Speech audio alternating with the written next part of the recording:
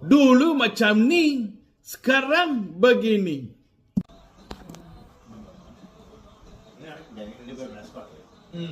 Mana dia pucuk. Dulu dua orang kena pegang.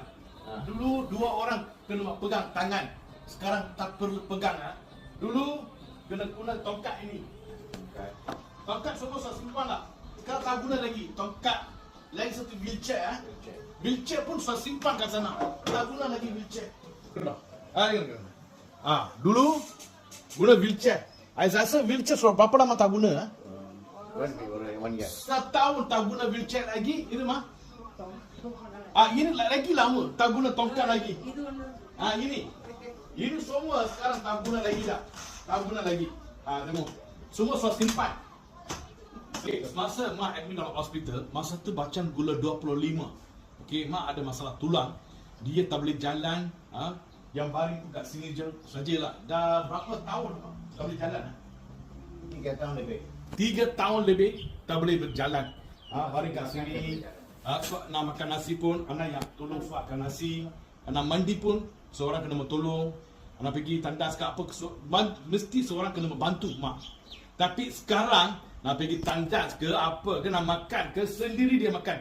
Jalan tanpa tongkat, nak pergi mana-mana tanpa wheelchair. Sekarang boleh jalan. Tengoklah macam mana. Dulu muka dia memang macam orang sakit kan. Sekarang muka tengok berapa cantik. Suat terang, muka suat terang. Kau jalan. Dulu tak boleh jalan macam memang tak boleh jalan. சமைக்கிறது கூட இப்ப நான் செய்யறேன். Sekarang masak sendiri. Dulu tak boleh masak, 3 tahun tak boleh masak. Sekarang masak sendiri. சமைக்கிறது கூட நான் செய்யறேன். Tapi 3 tahun guna pampers 3 tahun lebih.